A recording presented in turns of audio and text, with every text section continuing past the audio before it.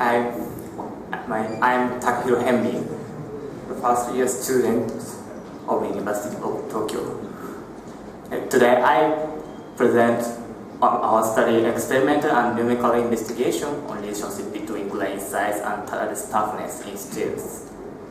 This is the contents of my presentation. First, I'm talking about the background. Brittle fracture occurs suddenly at high speed, and it can cause serious damage to large structures. So we find a way to prevent brittle fracture. But it is nearly impossible to remove all faults causing crack initiation. So it is important to arrest brittle fracture before it occurs. Arrest toughness is strongly related to microstructures such as grain size or non-homogeneous distributions. But they are empirical knowledge, not a theoretical knowledge. So we should review the detail of theoretical mechanism. In 2060, Yamamoto and Shibanuma et al. Proposed a multi-scale model to simulate crack propagation and arrest behavior. The model was composed of two models, microscopic model and macroscopic model. They achieved the simulating the crack propagation and arrest behavior for steel plate having non-homogeneous distribution of texture, and they constructed the framework to establish the crack propagation and arrest behavior. So in our study, we added some components to the model in addition to non-homogeneous distribution and more detailed discussion. We conducted parametric study and crack arrest test and reviewing effective surface energy formula. First, we evaluated effective surface energy. Effective surface energy is absorbing energy to form fracture surface. Plastic work to form tearage is dominant to effective surface energy. And effective surface energy is calculated by line integral around the grain boundary as in the screen. We use a microscopic model based on cleavage-fracture model in Aihara and Tanaka, and we calculated effective surface energy by changing only one factor of grain size, yield stress, temperature, and crack propagation from standard condition. We calculated cumulative probability distribution of effective energy by 1,000 microsimulation. This is a microscopic model image. We got effective surface energy from this simulation. We plotted effective surface energy and cumulative probability. In terms of yield stress or crack propagation velocity, the relationship was not shown. In terms of temperature, when it is lower temperatures, the steel has slightly higher effective surface energy because steel of low temperature has high yield stress.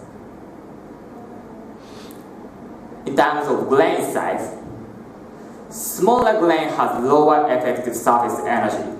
However, empirically, steel of smaller grain has higher arrest toughness, so it is contradictory. Thus, we made an experiment to confirm whether the situation is true or not true. Second, we conducted crack arrest test. 3 types of steel plate specimen was prepared. All of them has isotropic ferrite palette, but they have different grain sizes. SA1 has middle size of grain, SA2 has large size grain, SA3 has small size grain. We conducted 3-point bending test Apogee placed the specimen, crack occurs and crack stops. We measured crack length and we calculated macroscopic arrest toughness from breaking load value and crack length. This is the relationship between temperature and arrest toughness. Smaller grains still shows better arrest toughness, so the result made consistent with the empirical knowledge. Thus, we revise the effective surface energy distribution in the model to coincide with these experiments. Finally, we simulated experiment and identified effective surface energy formula. Effective surface energy distribution and its various conditions can be simulated by multiplying coefficient C from a standard condition distribution. Crack length from macro model is calculated by effective surface energy normal vector from microscopic model and stress tensor and strain rate from FEM. So we only changed effective surface energy distribution. We calculated each crack length of macro model. That is, we got the crack length as a function of effective surface energy. This is the detail of FEM analysis. Nodal force release technique and quotient model was applied.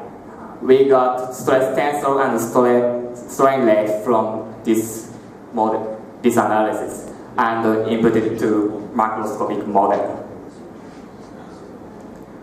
This is the FEM analysis image. We got stress tensor and strain rate from this analysis. And then, this is a macroscopic model simulation image. We got crack length from this simulation.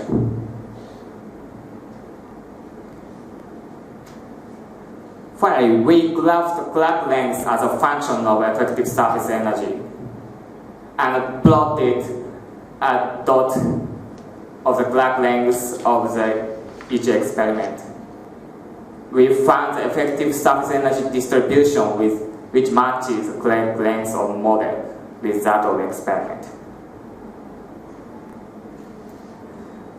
Finally, we succeeded quantification of the relationship between effective surface energy and grain size, and we suggest we should revise the energy absorbing mechanism, including tearage, from results above. This is my conclusion. Thank you for careful attention.